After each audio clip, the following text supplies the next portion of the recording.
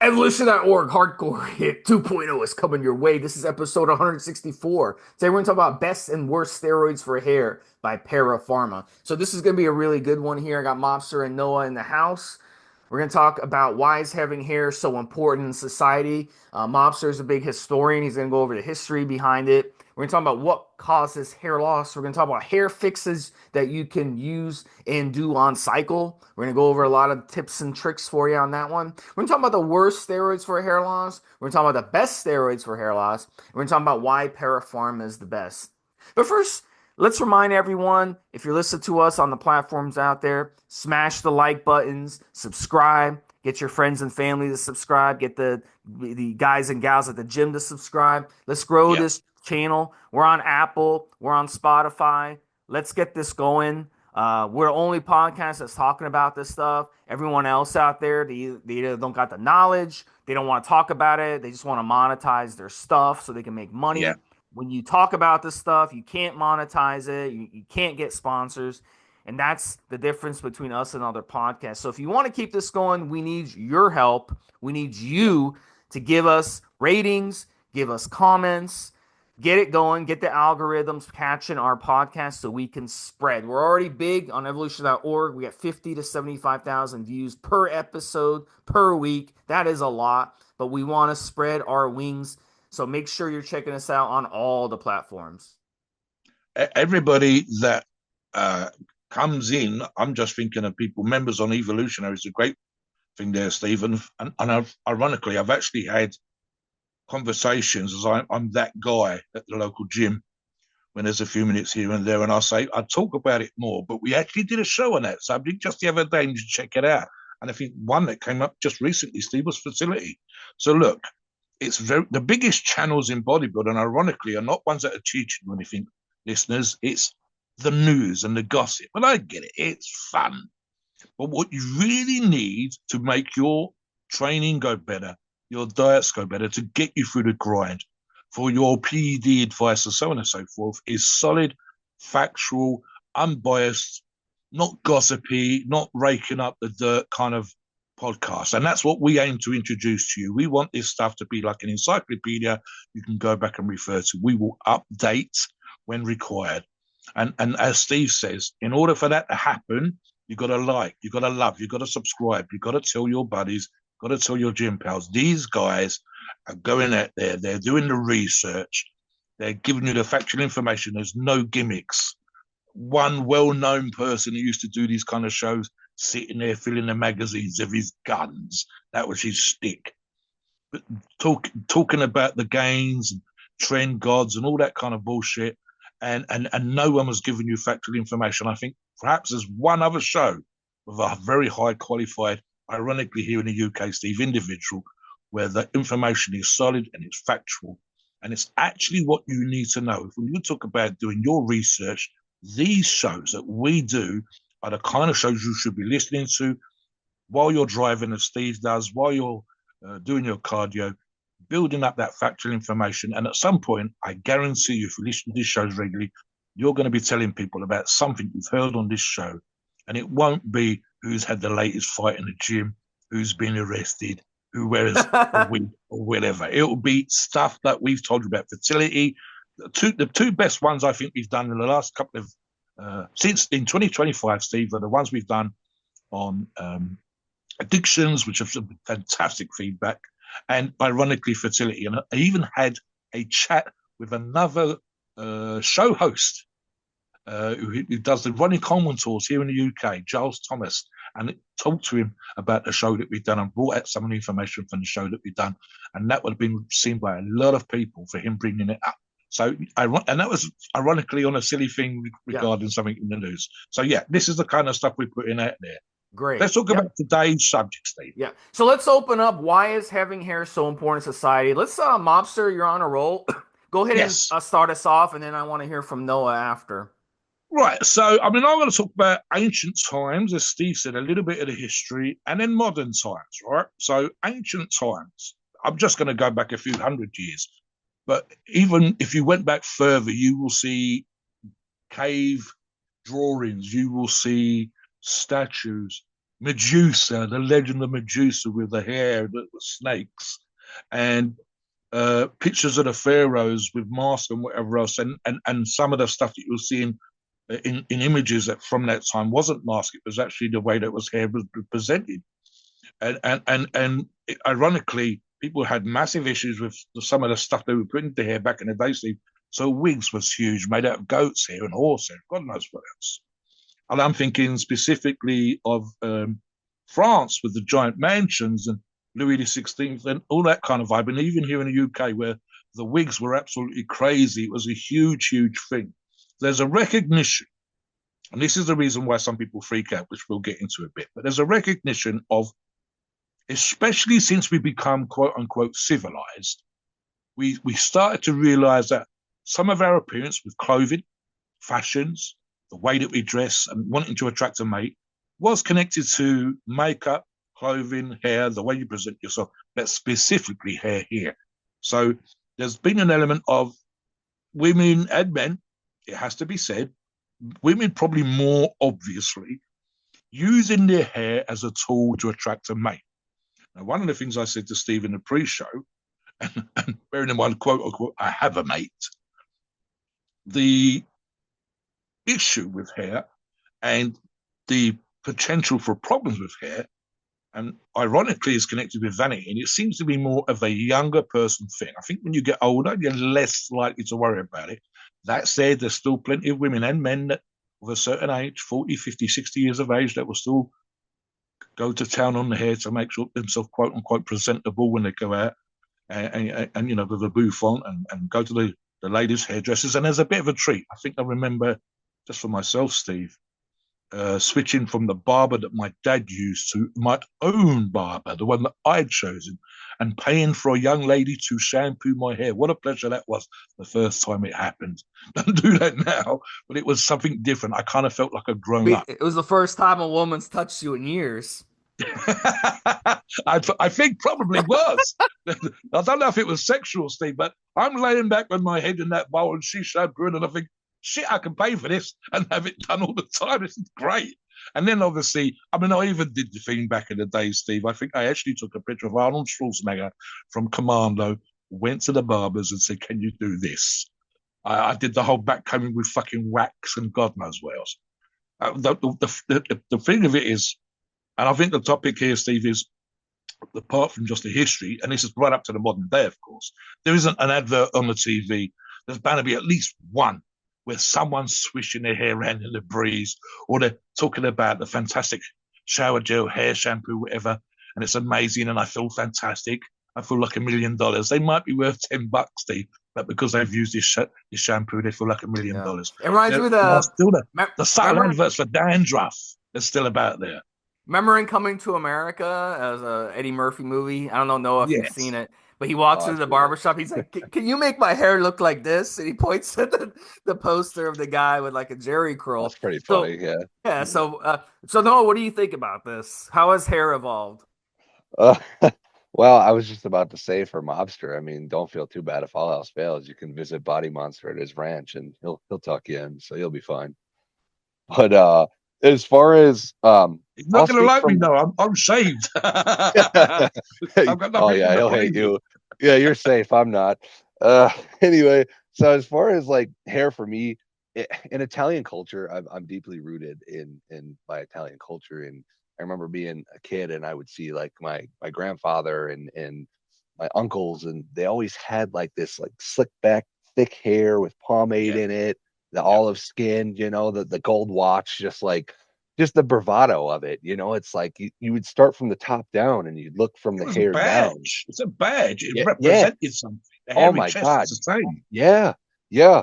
I mean, it's just for men, like especially Italian culture, for us, it's a reflection and an appreciation for aesthetics in grooming. Mm, Now, think mm. about that. What I said, aesthetics, bodybuilding, aesthetics. It's Yeah, no secret why a lot of Italians get into bodybuilding. It's the aesthetic, the appreciation for the art, and hair is art for people. For men, especially in the culture that I come from, it's cultivating a sense of personal style. It aligns with the yes. broader appreciation for Italian fashion and craftsmanship, because Italians known for their craftsmanship. You know, it's no Let me secret. ask you a question, Noah. Sure. I'm sure it's occurred at least once or twice in your memory to people that you know, and this is Mm-hmm. part of what we're about. So the aesthetic, and I use the words with Steve pre-show, vanity. The irony that we train for aestheticness in the gym, that we train for vanity, some part of what we do in the gym is about vanity. So how potent can it be? How powerful of an impact can it be if someone from the Italian culture, this is not the only culture that focuses on hair, of course, but someone from the Italian culture struggles with hair loss? Is that huge? Do the guys kind of sort of pretend to ignore it? Is it a massive sort of psychological thing for the guys?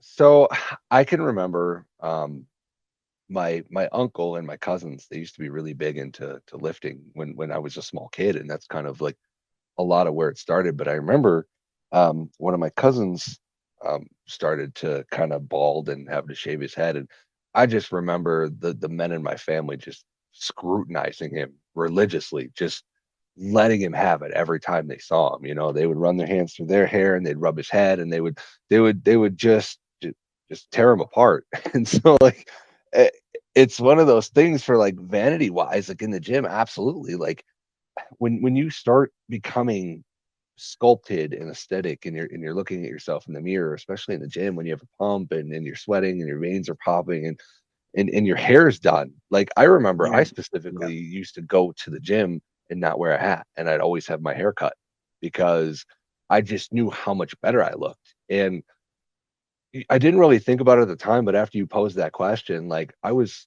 very, very superficial when it came to vanity, and very, very superficial when it came to my hair, and I knew people were looking at me, and it just gave me this sense of like bravado, like you puff your chest out because you just, like you just want to grin and you want to smile because you're like people are definitely feeling the whole vibe. And like from an Italian perspective, like everything is about a vibe or attracting a mate. Something else which I touched upon with Steve again in the pre-show, and I think it needs to be said. Bearing in mind, women train, women work out, and of course, some women use PEDs as well. Hmm. There's a semen, probably an undue focus on what is called male pattern baldness.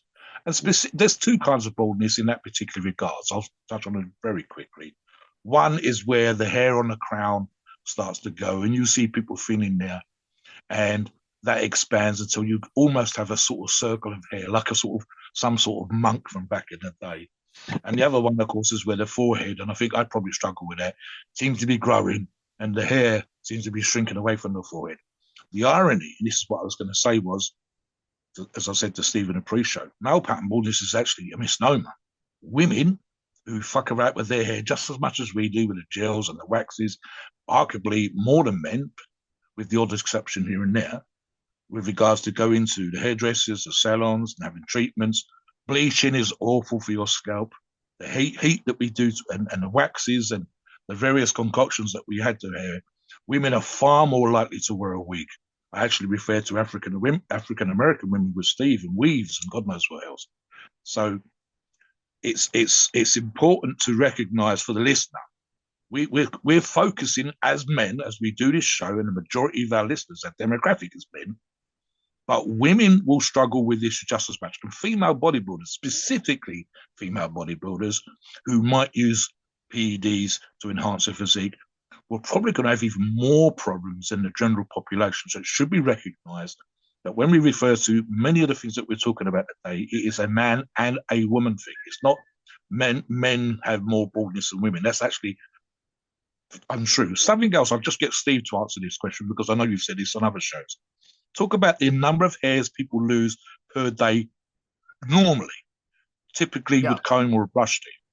So we're gonna get into that topic in a second, but I just want to bring up some information that I found when I was researching this, and I found that it said they polled women, and they said about 85% of women. Now I'm not sure where they were polling women. I think they were polling women among North America and Europe with this, but it came out 85% of women are actually open to dating a bald man, and 15% were not. So I was kind of surprised by that. I thought the number would be lower for women who would be open to a dating bald man. But my theory is, and I'll let you guys chime in on this before we move on to what causes hair loss in a second.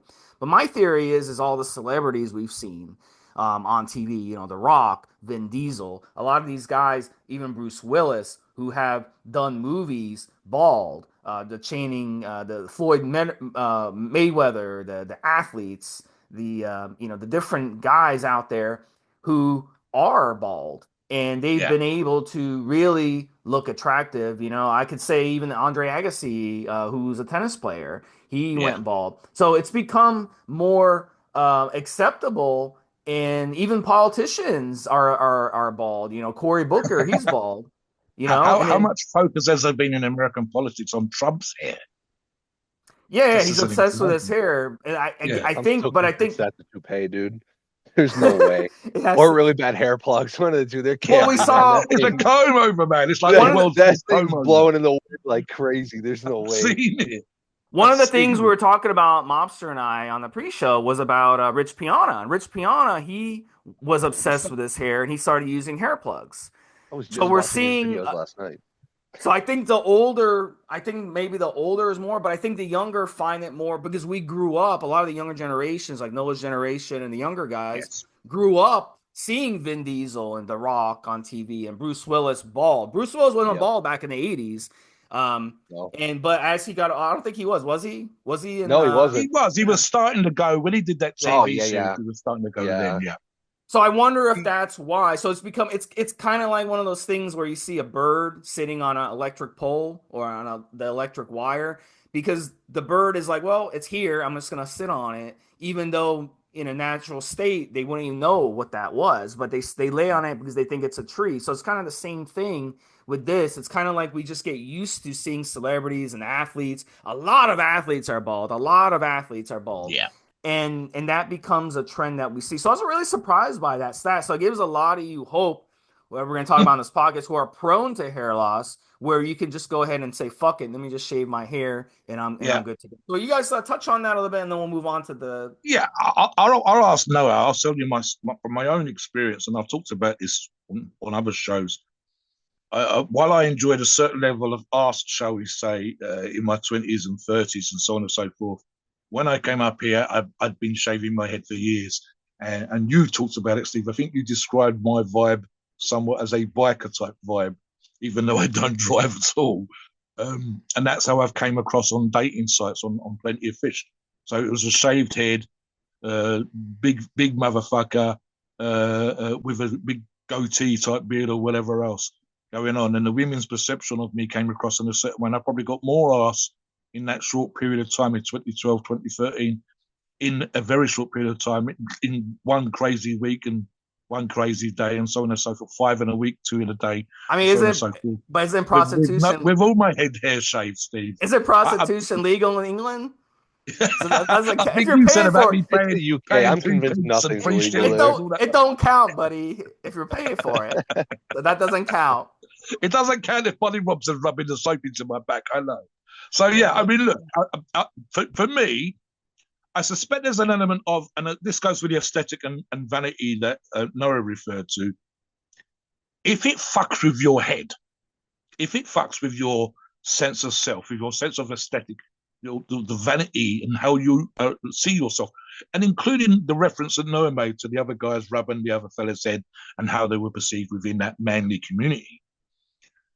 If that's your vibe, you're fucked, and that's why you'll see young men, older men with disposable income spending thousands of dollars, hundreds and hundreds and hundreds of pounds on special shampoos, on hair plugs, as Steve referred to, women on weaves and wigs and God knows what else.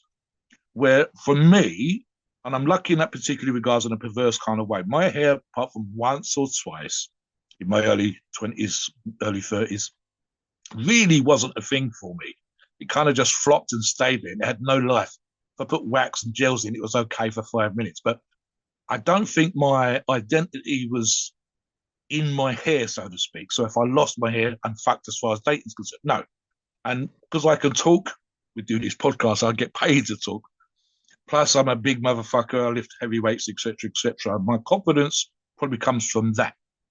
And so my personality isn't tied into, not having eyebrows, missing something about me, a scar, my hair being missing, whatever. It's more tied into, stories I can tell, how I come across, getting the women to talk for themselves.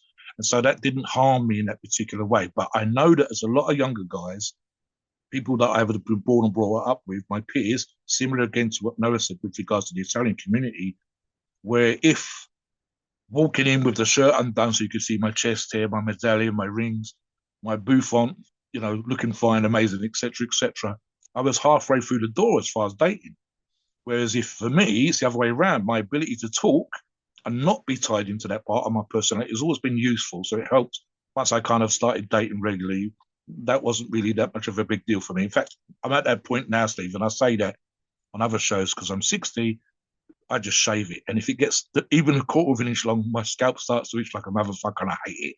So I've literally got a skull shave here on my desk as we're doing this show. And I did it a couple of days ago. It is done as bad as it is as near to be shaved with a razor as it can possibly be. It's that, my beard is another thing entirely. So for me, it's not that much of an issue. Do you want to talk about the causes now? Why steroids can affect it before we talk about fixes, etc.? So the normal hair loss rate that you're going to lose is about 50 to 100 hairs per day. Okay, so one of the things I noticed the first time I used Winstrol, we use Winstrol as an example, and we're going to talk about the worst and best steroids later, but obviously Winstrol is the number one worst steroid. I think everyone agrees with that. But one of the things that I noticed when I first used Winstrol, and I knew that there was a risk of hair loss. I knew I'd done my research at the time, and I knew that it was probably something that would happen.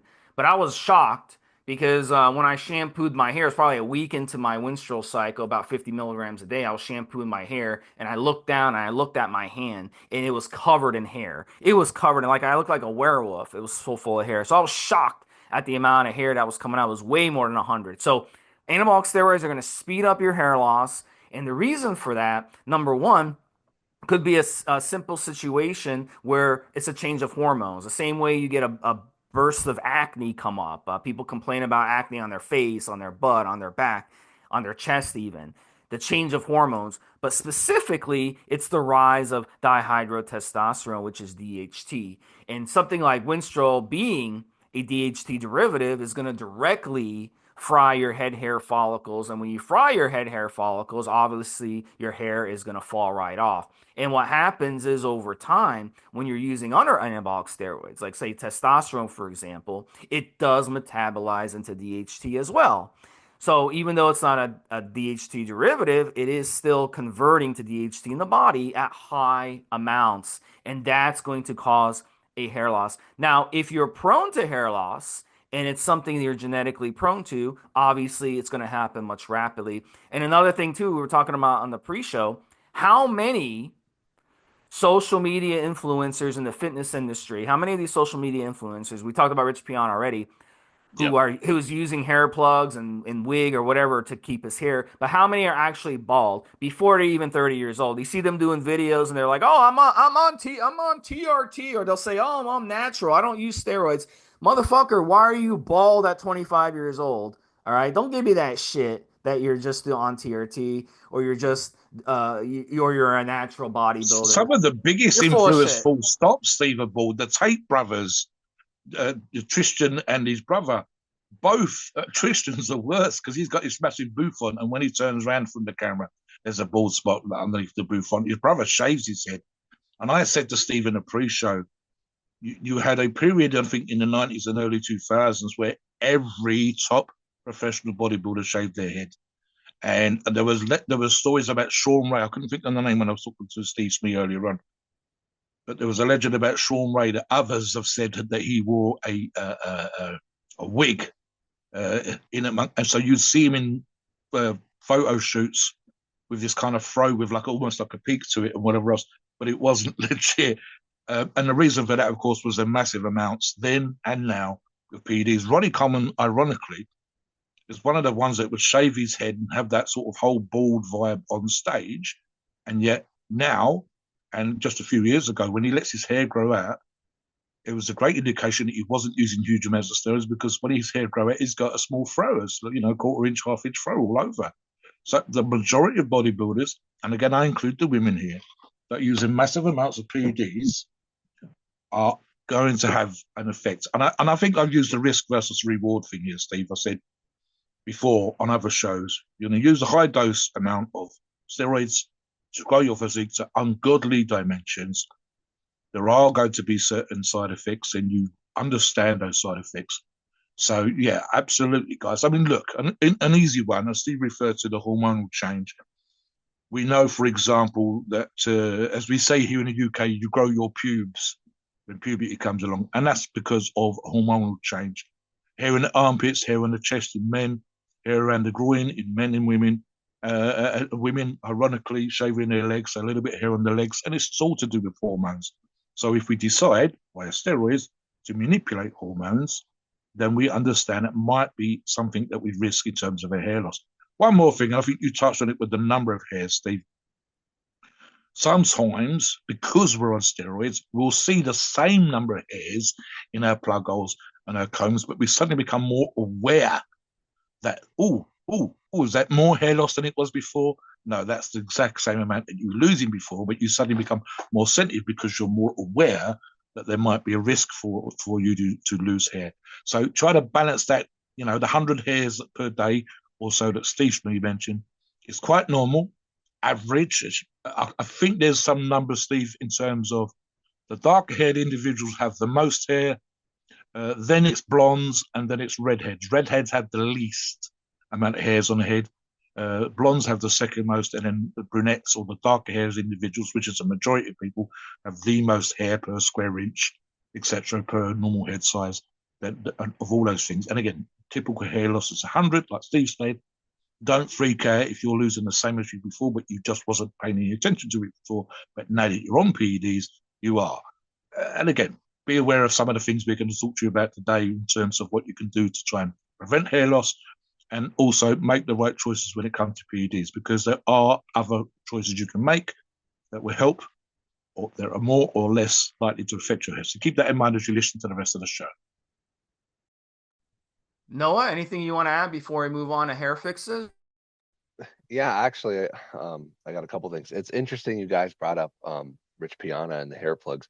It's no secret why. I mean, if you guys look back at his cycle, at one point, some of the ones that we're going to touch on today, he was on 300 milligrams of injectable Anadrol just to start a week, and he was on 800 milligrams of Trent. So it's no secret why that guy had to use hair plugs eventually, because he was just in 2 grams of testosterone to top it off. I mean, it was just insanity with what he was doing, and Greg Doucette as well. He went from being bald to all of a sudden having Turkish hair plugs, and then here you see him online and he's got a brand new head of hair.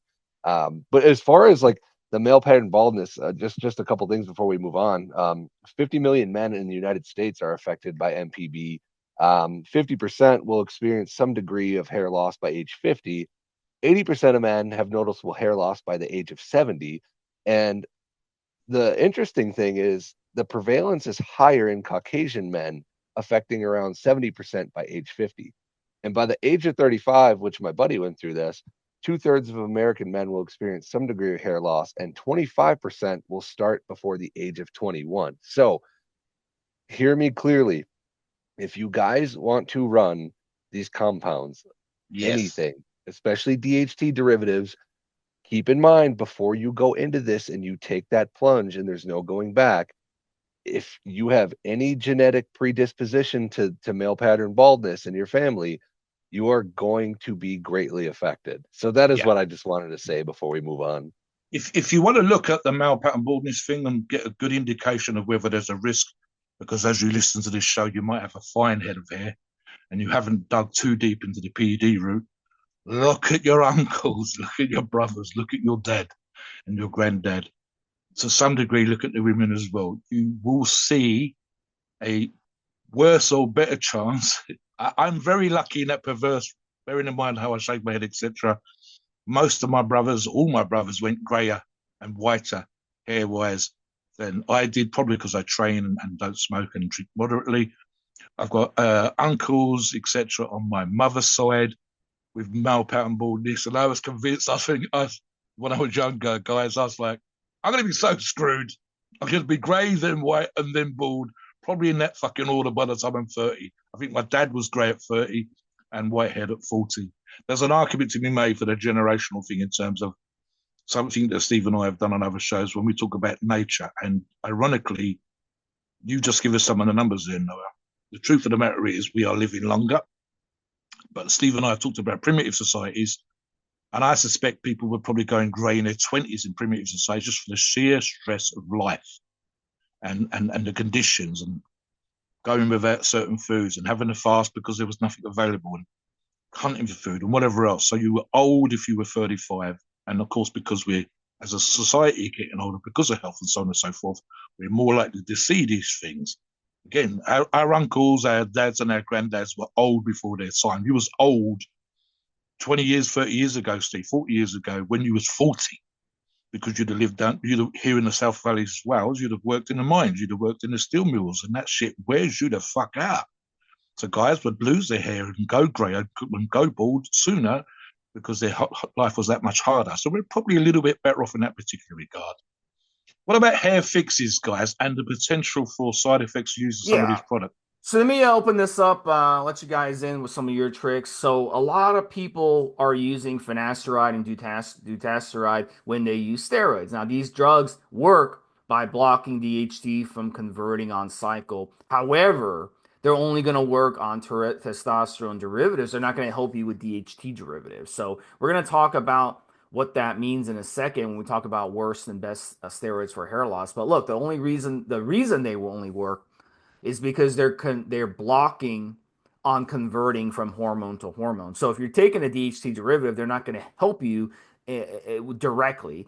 So, but they will help you if you're taking testosterone because testosterone metabolizes into DHT. So the negative problem with using these drugs on cycle is when you block DHT, the risk is it can affect your sex life negatively. And we've seen people go through something called post-finasteride syndrome, which is something that can last for years. And you can Google about different stories of people who used finasteride and they've ended up having major issues with their sex life for years after that because blocking DHT comes with risks. So really at the end of the day, keep that in mind if you are going to use these drugs. And I've talked to people who've used these drugs who've had no problems at all. I've talked to people who've had problems. So it just Yeah. depends on the situation. There's also different types of shampoos that you can use. I'm a dandruff sufferer, so I get a special shampoo from my dermatologist that contains a certain type of collagen. And it really Yeah. helps with my dandruff and the itchy scalp issue that I have. And it really helps. And now there's also some shampoos that claim to help with hair loss, and I've used some of them, and they've helped a little bit. But look, at the end of the day, if you're going to use anabolic steroids, and as Noah said earlier, you're going to use those types of dosages that Rich Piano was using, it's Yeah. foolish to think a shampoo is going to cure your issue. Because if that was the case, we wouldn't see every Olympia bodybuilder who was bald on stage. They'd all be using that shampoo, 5 times a day and not having the issues. So, guys, what are some tips and tricks? Let's hear from Noah. You want to go first, and then we'll let Mobster.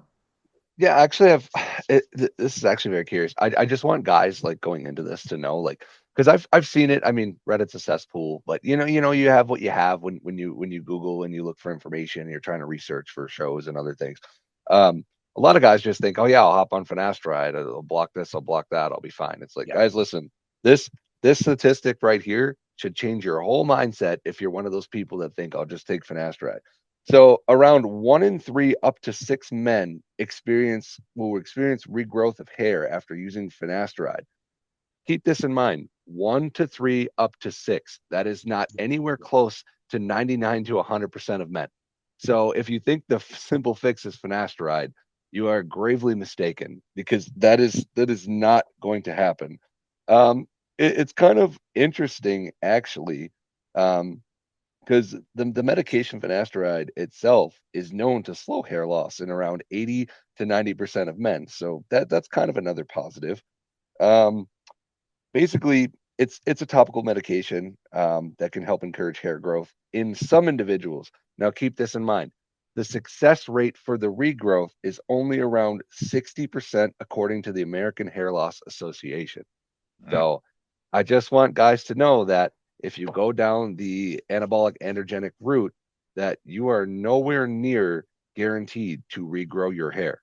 So if you are very in tune with your hair and you like your hair, I would really, really, really consider moderate to very conservative dosing just to start out, Yes, because this medication has a ton of side effects. And yes. if you like your things to work and you like to have fun, uh, you might want to reconsider finasteride for your extracurricular Yeah. activities. I'll put it greedily. No, let me read out just a couple. So you fixed your hair, but now you've got erectile dysfunction. You fixed your hair, but now you don't want to have sex as much as possible. Think about why you fixed your hair. Was it for vanity, or was it, as I put it crudely before, to get some ass?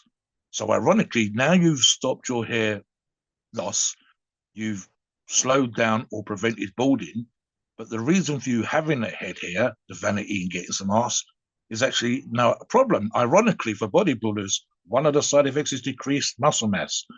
There's a FENA syndrome that Steve described earlier and can include, ironically, being depressed. So you've got your hair back. You're supposed to be happy, but the medication you've taken has made you sad. I mean, and mood swings. Like we don't have Yeah, any problems already the using hair, steroids.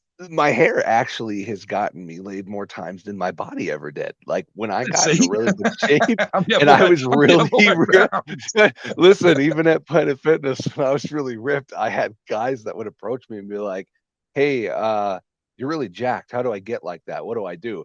But no women ever approached me. Like it was outside Yeah, in the yeah, normal yeah, world yeah. where they would see my blue eyes and my really dark brown hair that was done I've up and only cut. I've only pulled in the gym twice. I've Yeah, pulled well, way you're a more ass sidewalk online. cracker, so you got more Yeah, confidence yeah. than both of us. Way more offline, or should I say, ironically, through the dating websites and just with work colleagues back Yep. in the day. But in the gym, and I've been training for 45 years, listeners. In the gym, I think probably amounts to in the last decade, twice I've pulled in the gym. And that was literally the early days of coming up into South Wales, then dating like a mad idiot, and then calming the fuck down.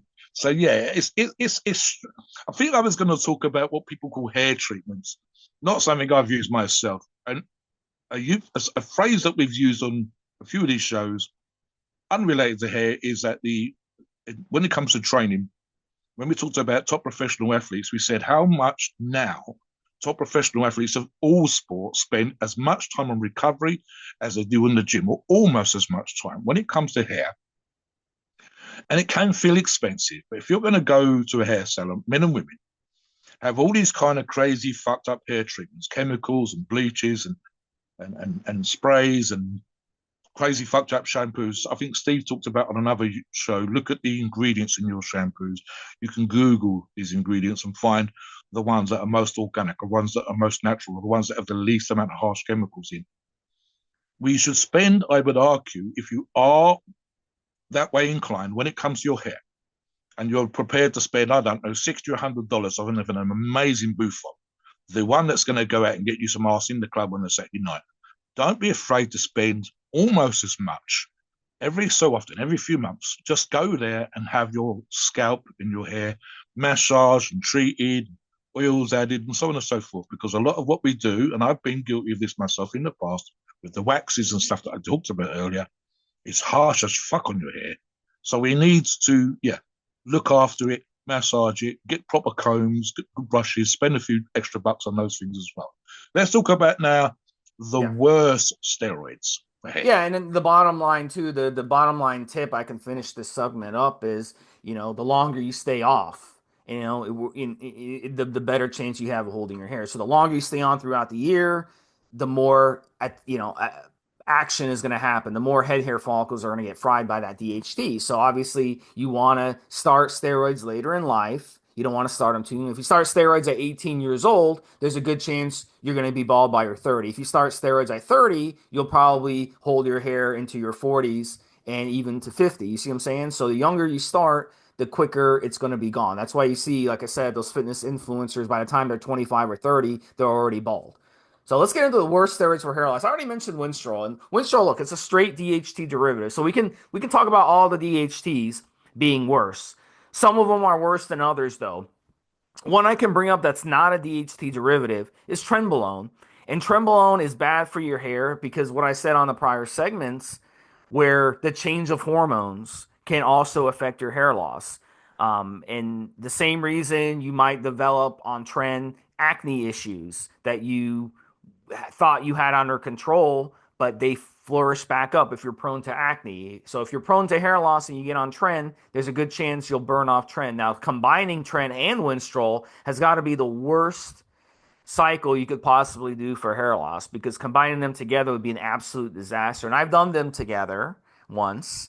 And not only did I deal with a lot of hair loss, I also dealt with a ton of other side effects. So that would be the worst stack. So if you really want to go bald and you want to look like The Rock or Vin Diesel or any of these bald celebrities, that's a great way to do it. Just get on a bunch of Tren and Winstrol and you'll get it pretty quick. So really all the DHT derivatives, I can go through the list. But some are more mild than others, like Primo or Proviron. Those are DHT derivatives. Even Turinabol are DHT derivatives. And you'll have much less hair loss on them compared to some of these other steroids. Masteron, I would consider more in the middle, but two kind of worse. So Masteron being a great hardener, it is a cosmetic steroid, but it will also shed your hair. So those, in my estimation, have been the worst for hair loss that I've experienced. What do you guys think? I was thinking, we talked about Winstrol, and I said before the steroids that dry you out, the steroids that harden you. Steve just said with Masteron, the steroids that, ironically, I think Primo is one where we think of it as so mild, and I've used the phrase of the keeper rather than a builder when you're on cycle, when you're dieting. And I think there's also something we should need to be aware of when it comes to steroid use and training full stop. I describe when I've gone for world records, when I'm trying to do a world class lift, I am pushing my body. So you guys that are dieting to get into shape, your body's resisting. That's the reason why you have to diet. That's the reason why you have to do cardio. And at the same time, you're using steroids that can affect, for example, the sebaceous gland. So the oil that your skin produces to lubricate and make the skin flexible, and that includes the scalp. So if you're using a steroid that dries you out, if you're using a steroid that arguably dries you out and or cuts you, and is relatively potent and has no effect, specifically the dosages as well, then one of the things that can be affected is the amount of oil for your skin that your body produces just to keep your skin flexible.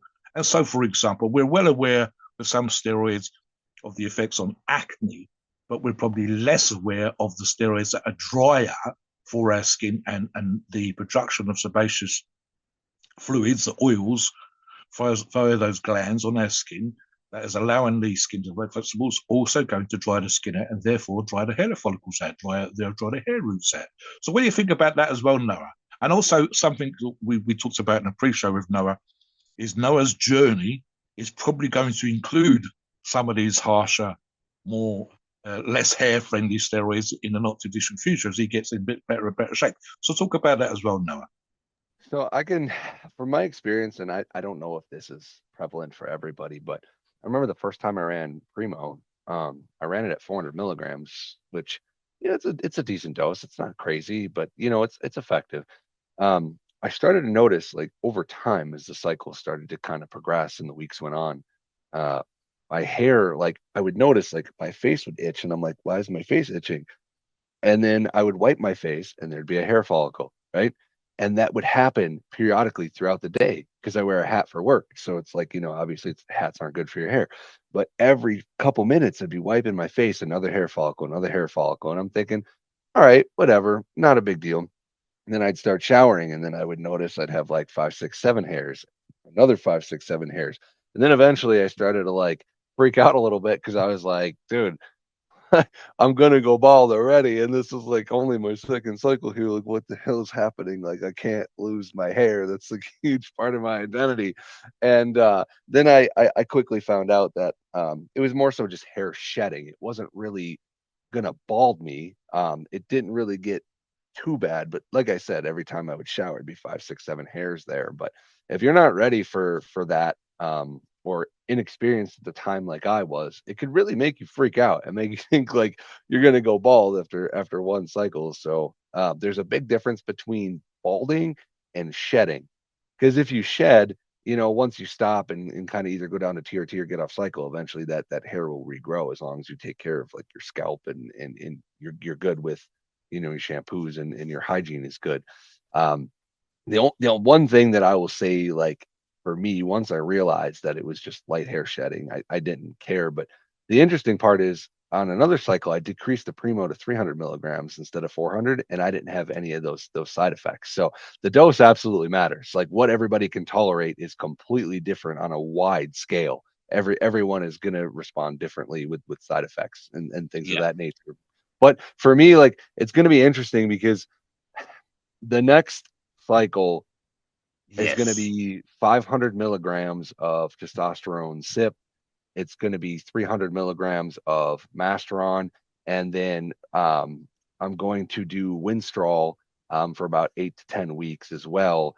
Out of a 12-week cycle, it's going to be 25 milligrams. And the reason I decided 25 is because I know Daily. what this can Daily. possibly do. Daily. Yeah, that's Yeah. every day, right? Yep. Yep. Every day. So it's going to be baby steps with that one because I know a lot of guys want to just jump right to 50, but I, I just can't live my life that way. Anybody who knows me or has been around the forum knows that I'm a conservative person when it comes to Yes, this. Like yes. I'm nervous about 500 milligrams. Like I might just do 400. It just depends on what my coach You're still just under. I mean, literally, talk about moderate like stuff. nine like 975, 975. 975. Yeah, there or thereabouts. Yeah, Guys, a listen. gram is my cutoff. Like I won't go Yeah, over a that's what I gram. mean. See, yeah, Yeah. No, definitely not. Like a gram or under is my cutoff. To me, that's still by modern standards conservative and very manageable. But the Winstrol, especially, like I was like, you know what? Being an oral, it's going to be taxing, and then with the injectables, that's just another factor that's going to tax the liver and kidneys. So I need to play this appropriately. Um, so for me, it's just one of those things where if I notice 25 milligrams is possibly too much, I'm going to actually have a backup plan of possibly Anavar. It just really depends. But Mm. I like to tell guys that if you're going to go into something, always have a plan A, B, and C because you can always divert directions. So I'm really just yeah. kind of hoping that it doesn't really screw my hair up.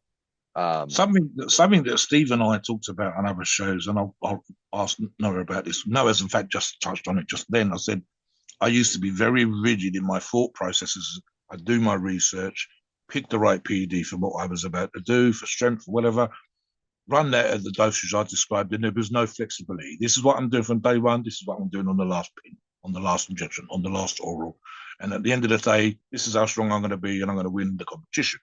The reality, and something that's definitely changed my way of thinking as I've got older and doing these shows with Steve, I've said on other shows, is stuff happens. If for example, in Noah's case, fucking hair's falling out by the dozen, and it's freaking him the fuck out, and he's thinking, you know what? I don't have to go down this road. I don't have to see this all the way to the end of the cycle. It doesn't have to be rigid in his kind of thinking.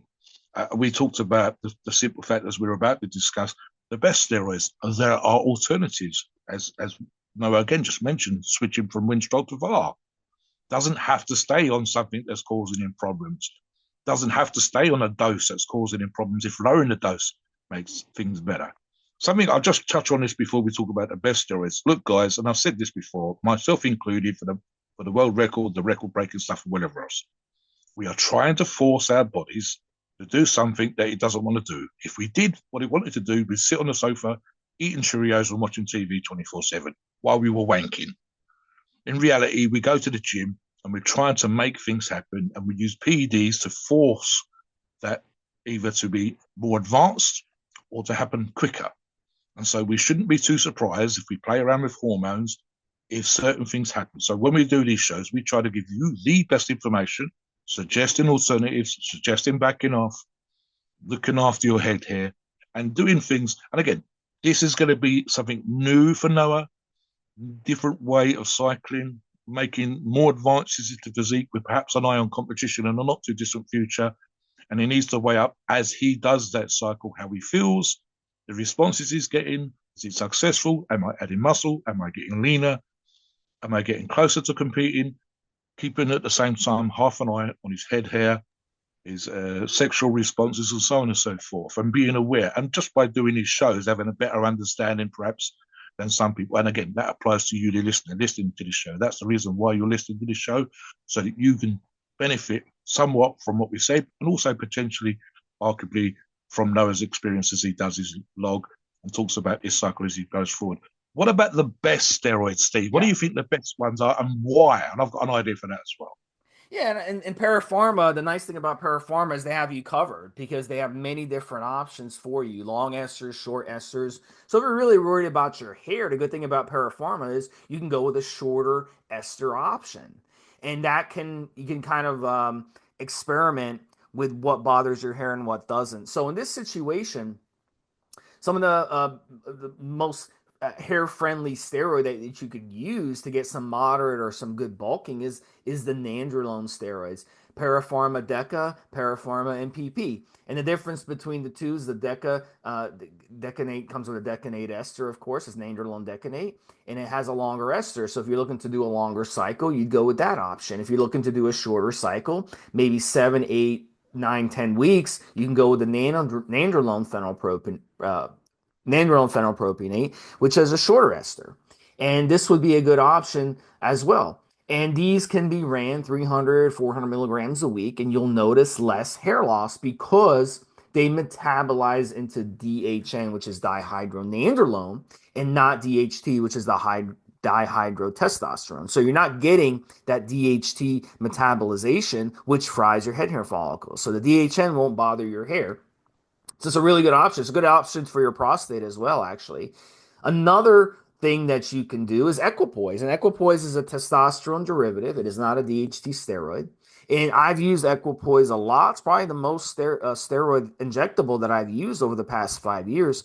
And I haven't noticed any hair loss on it. Granted, I'm not prone to hair loss. So, but, look, at the end of the day, we've seen hundreds of guys use equipoise, and in almost all situations, 90% situations, they've reported less hair loss than using other steroids at the same dose. So that's a good option. And then the third one I would recommend is low dose testosterone.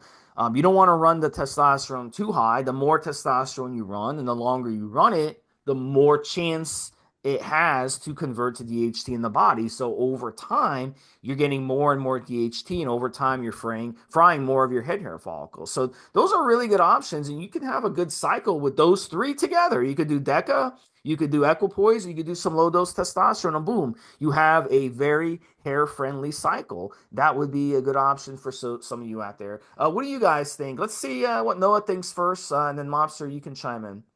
Yeah. Just looking on the website for Para, they have everything you could literally need. Everything that we've just mentioned on this show, they absolutely carry, and they carry it in different variations too. Like I see, like Winstrol's in a 10 milligram. They also have a Winstrol in a 50 milligram. They have finasteride.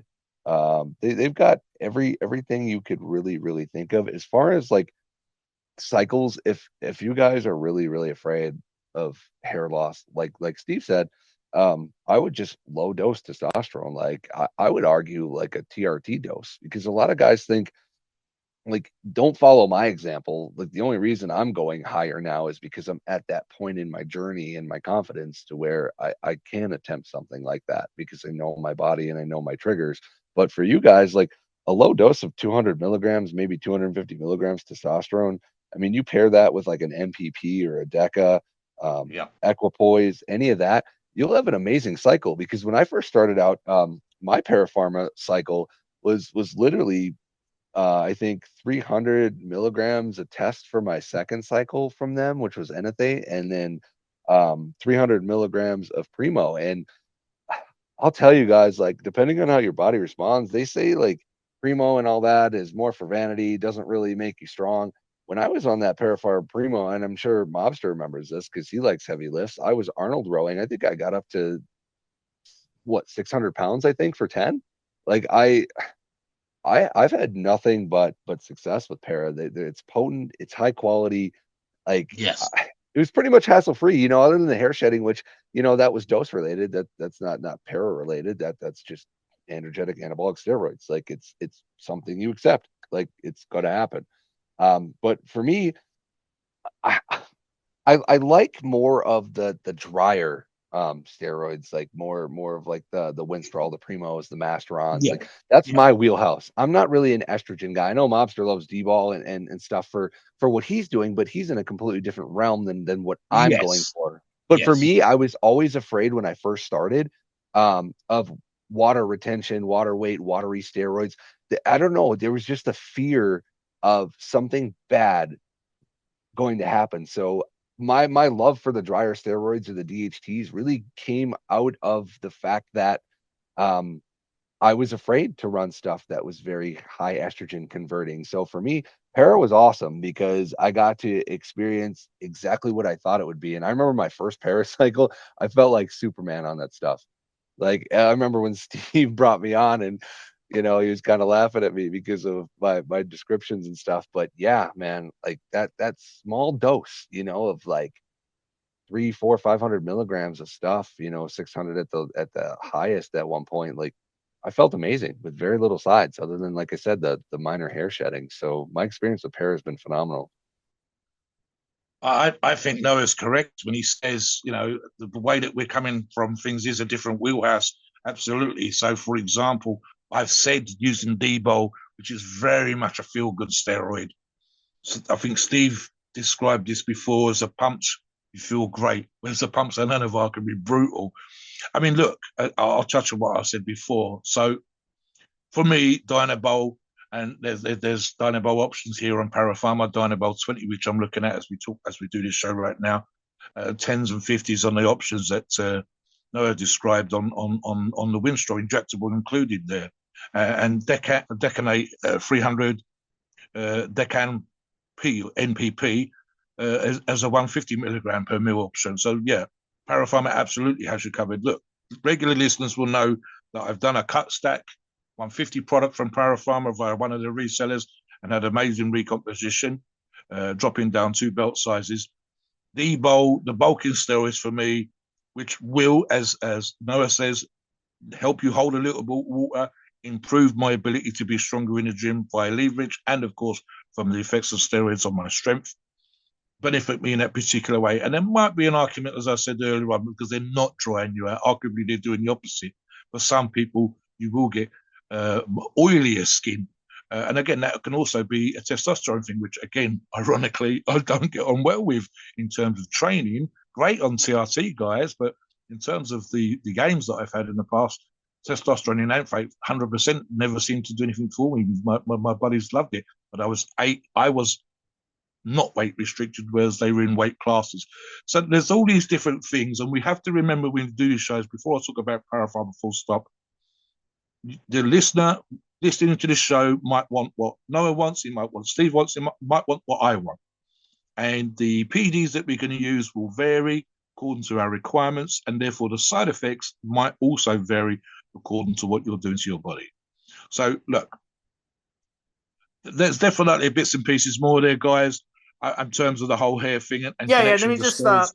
yeah, I I'm was just sorry. thinking one more thing, see, sorry, the Yeah, go giant ahead. strength athletes that I've been around don't seem to struggle, ironically, with hair loss. I'm thinking of with one or two exceptions. Tom Stoltman, 2 or 3 time world's strongest man, full head of hair. The current one, whose name's on the tip of my tongue, shaves his head. Uh, Four's just shaved his head. And so Brian Shaw shaves his head, but I think for years, I'm pretty sure there's recent photographs of Phil, aka whatever the fuck his name is, huge, and even Eddie Hall, up these absolute all-time heaviest body weight, etc., still had a full head of hair. He's still got the whole Mohican wide strip down the middle kind of vibe going on now. I suspect again it's the bulking steroids, the strength steroids, and the sheer genetic freaks that these guys are for what they do is the reasons why you will see more head hair versus the bodybuilders that need to get into shape with the drier, more muscular, less body fat type physiques, perhaps having that effect on the hair for that particular reason. So that's not to say that strength athletes don't use high dosages. Some do, but the great and vast majority are fucking giants to begin with. literally 6'6" and more, weighing 150 kilos in their teens and so on and so forth, 330 pounds in their teens, versus the bodybuilders, which tend to seem to come from the shorter, lighter framed into the more muscular, and of course, be requiring a dry physique. Yeah. So, what was you going to say there, Steve? Yeah, so let me just say this. Look, at the end of the day, everybody's going to be a little different. Everybody has different genetics. Everybody has, uh, your buddy might be more prone to hair loss. Your other buddy might be less prone to hair loss. Your buddy might do really bad on Winstrol. Another buddy might do good on Winstrol. You might be a little different. So everybody's going to be a little different when it comes to this. So you got to experiment. And things do change over time. At 28 years old, you might have had a bad experience running so and so Yes. steroid with your hair. Yes. But then at 48 years old, you can run the same steroid and you have no problems with your hair because Yeah. things change. So Yes. it's important to experiment. If you're really obsessed with your hair and you're worried, go with the Para-Pharma shorter esters or go with the orals that Yes. are in and out of your system quicker. Because if something goes wrong and you're on cycle, you can always just change things, lower the dose, do what Noah does, run a lower dose than what other people are doing, and see what happens. And that would be the key. And look, if you're on a cycle, you're 2 weeks in the cycle, you go to shampoo your hair and you look down and your whole hand looks like a werewolf, then you know what? Yeah. Something is causing my hair loss. I've got to correct it. Maybe I got to adjust the dose, or maybe I just got to stop using something that I'm using. That's the evidence right there in your hands. Just because your buddy says, "Oh, don't worry, you're not going to lose any hair on Anavar. You're not going to lose any hair on Primo. You're not going to lose any hair on this or this, on that, on testosterone, anything." That doesn't mean the hair, like literally, it's in the palm of your hands, the proof Yeah. that you are Yeah. having an issue. So you've got to listen to your body on this, and you've got to adjust things as you go. One more thing as well, Steve. Perhaps Noah might have something to say on this before we talk about Para-Pharma. Um, and I've said this before as a statistical fact. We this show focuses on PEDs, it focuses on steroids, it's focused today on DHT type steroids and so on and so forth. But you must also be aware, as Steve said, as you're going through life, of the different effects, and transitioning from one thing to the next means your body changes from less muscular to more muscular. We've got older, or respond to PEDs. We should also understand, and I mentioned it when I've talked about shampoos and hair treatments and whatever else. The average American adult, I've used a statistic before, is on 5 prescribed medications, and a lot of those can be dose dependent, Steve. They literally come with a white sheet, which hardly any of us read, which describes the statistical likelihood of various things from stomach upsets, worse, ED issues, etc. For you may well be prescribed for a perfectly serious medical condition that requires a treatment, a over-the-counter medication, which at low dosage doesn't affect you, but high dosage would. And then you're going to combine that with PDs. So keep those other medications in mind, the other things that you do, even sitting in an air-conditioned, dry office versus perhaps working outside in the wind and the rain and so on and so forth. And again, as Steve said, passage through life. Noah said something earlier on, and I'll talk about this now. And Steve definitely said this on the multiple shows. Noah said something to the effect of, if you want it, Para-Pharma's got it. Whether it's the shorter esters that Steve just talked about, or the longer ones, whether it's the lower dosage, or adding more, whatever else. What do you think on that before? What's your overall perception, Noah, of Para-Pharma as a company of products that you've used? My overall perception is, for me, my experience was extremely positive. Even my blood work reflected it. Like a lot of guys on the forum, because I'm very open and transparent. I post my blood work and I've posted it on Para-Pharma. A lot of guys commented like, "Wow, I can't even tell you're on gear. Like the gear is that clean and that good, and my body can handle it that well that when I posted bloods, guys couldn't even tell that I was on cycle, even though I clearly was, because the gear was that quality that and I ran the doses. Like, here's the big portion that I want to emphasize. I ran the proper ancillary drugs. I ran conservative doses. And when I utilized Para-Pharma in combination with correct dosing, not too high, not too low, just happy medium, my blood work was damn near spot on. using Para-Pharma. And the thing that I like about them, they have the kitchen sink on this site. Like everything that I am using on an upcoming cycle, they have it there. Like for me, I just want to preface, like, when you're on Para-Pharma and you guys are getting your stuff, please don't forget to get the ancillaries, because that is the most important part to me of any cycle. Like, I'm not messing around. I'm going to have tamoxifen, and I'm also, which is Novadex, I'm also going to have a Rimicin. So I am covering every base for what I need. And I want to preface you guys, if you're going to spend the money with, Para, and you're going to get high quality gear, get the high quality ancillaries to go with it, because you're going to have a nightmare if you don't. Just please be prepared, and please get everything you need beforehand, so you don't come on to the forum and then have to ask us what you need to do. Like, we are literally telling you right now, do not sleep on the ancillary drugs, because you will 100% at some point need them. And it's better to have them and not need them than need them and not have them. So please do your research with Para-Pharma, and please do this smart. Time off, like Steve said, PCT, as we've hammered that particular point on multiple shows, and using a quality source like Para-Pharma are super important. It may well seem like we're banging our particular drum, listener, when we talk about this again and again, but we think it's super important to use a high quality source like Para-Pharma, knowing from our own personal experiences, we do these shows, we've used their products, the responses we've had. And as Noah said, as an insurance policy, I don't want to have to claim for my building burning down, but I'd like to know that I can claim if I need to. It's the same thing with the ancillaries. Have them on hand, don't need them, versus desperately trying to get them shipped to you as quickly as possible because there's suddenly been a problem on cycle. So let us know what you think about hair loss. Has it been an issue for you? What did you think of this show? Like we said earlier on, make sure to share it, like it, subscribe it. Give us ideas for future podcasts. Let us know how we can improve these shows. Thank you for Noah and Stevesmi for helping us with the show today. Please note, we are not doctors and the opinions are ours. It is our view and based on our experience and views on the topic. And podcasts for informational purposes and entertainment only. The freedom of speech and the First Amendment applies.